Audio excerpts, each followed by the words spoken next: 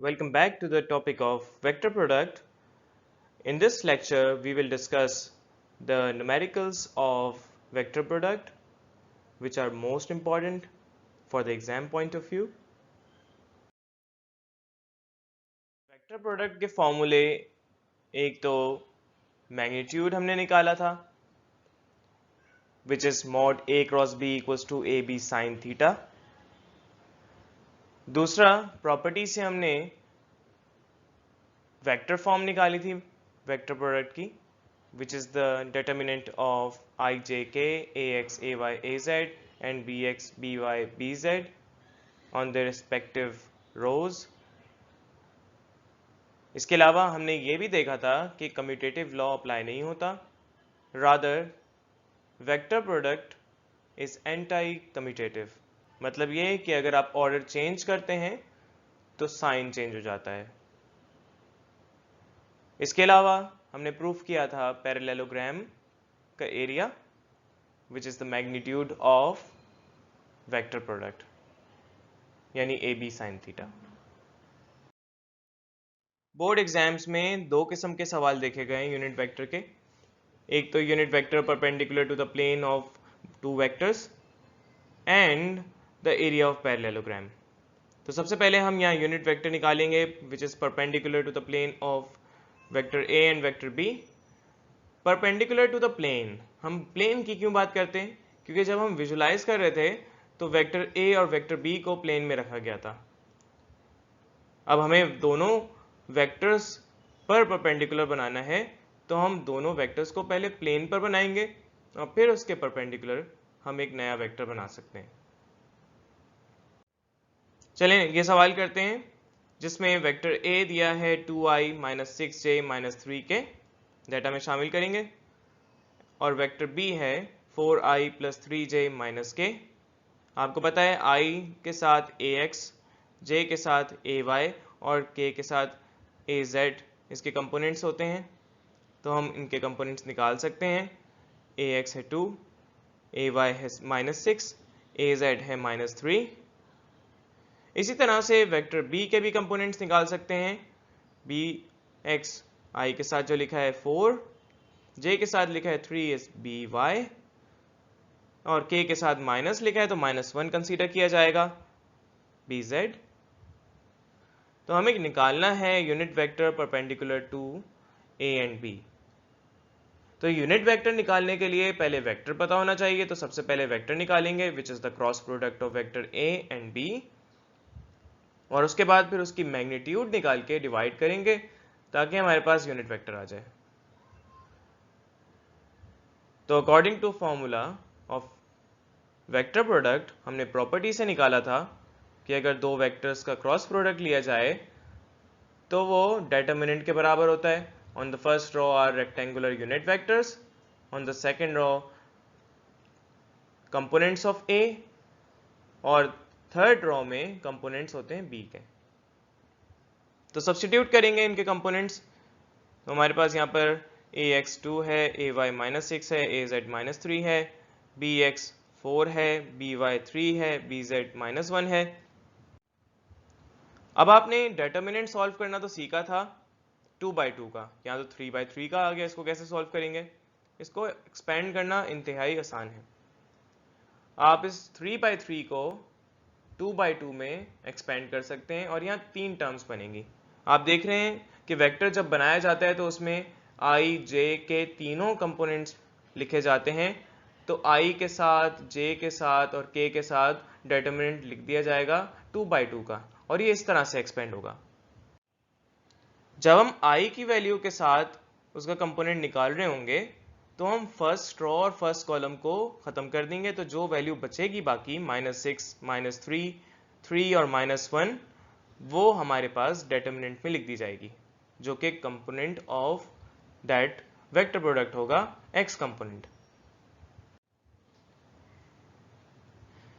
इसी तरह से हम सेकेंड कंपोनेंट भी निकाल लेंगे y कंपोनेंट, लेकिन इसमें हम टर्म को नेगेटिव रखेंगे और फर्स्ट कॉलम को नहीं बल्कि सेकंड कॉलम को रिमूव करेंगे. यानी देखें इसमें हमारे पास जब सेकंड कॉलम रिमूव किया जाएगा, पहले फर्स्ट कॉलम किया था, तो यहाँ 2, 4, -3 और -1 बचा है, तो ये डिटर्मिनेंट में लिख दिया जाएगा। याद रहे यहाँ पर ऑल्टरनेटिव टर्म्स नेगेटिव होती हैं, तो पहली टर्म पॉजिटिव होगी, दूसरी टर्म नेगेटिव होगी और तीसरी टर्म जिसके साथ k है वो भी पॉजिटिव होगी। अब k निकालने के लिए यहाँ पर हमारे पास जो थर्ड कॉलम है इसको रिमूव किया जाएगा और ये हमारे पास 2, 4, -6 और 3 एलिमेंट्स बच जाएंगे, जो कि आप थर्ड कॉलम में 2/2 का डिटर्मिनेंट लिख देंगे। तो अब हम सॉल्व कर सकते हैं इस 2/2 के डिटर्मिनेंट को, और हमें पता है कि डायगोनल्स मल्टीप्लाई करके बीच में माइनस का साइन लगा दिया जाता है। तो सॉल्व करेंगे पहले डिटर्मिनेंट को, -6 -1 से मल्टीप्लाई होगा, -3 3 से मल्टीप्लाई होगा, बीच में माइनस का साइन आ जाएगा। इसी तरह से -j मल्टीप्लाई होगा इसमें 2 -1 से, -3 4 से, बीच में माइनस का साइन आ जाएगा। एंड थर्ड टर्म में 2 3 से मल्टीप्लाई होगा, -6 4 से मल्टीप्लाई होगा, तो ये हमारे पास इसका थर्ड कंपोनेंट आ जाएगा। अब इसको सॉल्व करते हैं, तो -6 -1 +6 होता है, माइनस माइनस प्लस हो जाएगा, माइनस माइनस से मल्टीप्लाई होके प्लस कर देगा बाहर की साइन को, और 3 3 से 9, तो इस तरह से आई कैप के साथ वैल्यू निकाल लेंगे, विच इज 6 + 9। माइनस जे को सॉल्व करेंगे तो 2 -1 -2 होता है, माइनस माइनस प्लस अगेन होगा, 3 4 = 12, और फिर इसके k के साथ वैल्यू निकालेंगे, 2 3 = 6 एंड माइनस माइनस प्लस 6 4 = 24। इस तरह से इसको ऐड कर लेंगे, 6 + 9 = 15 आई हो जाएगा, -2 + 12 सब्ट्रैक्ट होंगे तो बाहर साइन माइनस का है, अंदर 10 बचेगा, 10 माइनस से मल्टीप्लाई हुआ -10, और 6 + 24 k के साथ 30 आ जाएगा। चलें, क्रॉस प्रोडक्ट तो हमने इसमें निकालना सीख लिया bye using the method of determinants. अब हम मैग्नीट्यूड निकालेंगे ताकि यूनिट वेक्टर निकाल लें by dividing it by the magnitude, और मैग्नीट्यूड निकालने के लिए आपको कंपोनेंट्स पता होने चाहिए। तो कंपोनेंट्स होंगे यहाँ पर i के साथ cx विच इज़ 15, j के साथ -10 है cy, और k के साथ 30 है cz। तो according to formula of magnitude of a vector, c हो जाएगा √cx² + cy² + cz²। So by putting the values, 15 का स्क्वायर प्लस -10 का स्क्वायर प्लस 30 का स्क्वायर, तो 15 का स्क्वायर 225 होता है, माइनस का स्क्वायर प्लस 10 का स्क्वायर 100, 30 का स्क्वायर 900। सो ऐड करने पर हो जाएगा 1225, स्क्वायर रूट लेंगे तो 35 यूनिट्स आ जाएगा मैग्नीट्यूड। अब हमारे पास वेक्टर भी है, उसकी मैग्नीट्यूड भी है, यूनिट वेक्टर निकालना बहुत आसान है, डिवाइड कर देंगे और डिवाइड करने पर एलसीएम ब्रेक होगा, 15/35, 10/35, 30/35।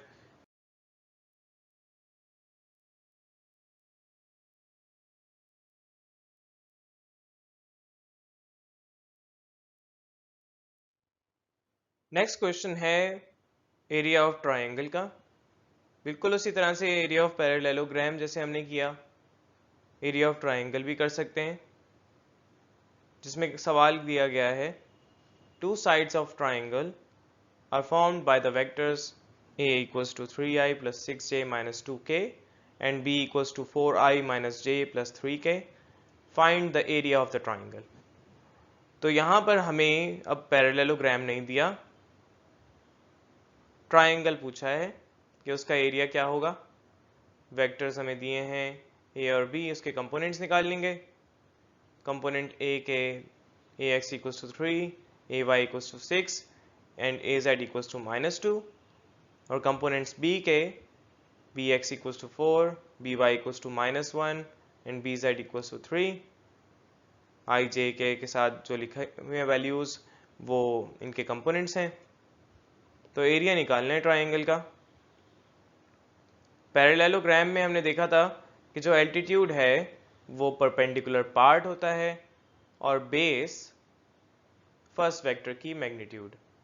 तो ए बी साइन थीटा हमारे पास फॉर्मूला था, यानी मैग्नीट्यूड ऑफ क्रॉस प्रोडक्ट।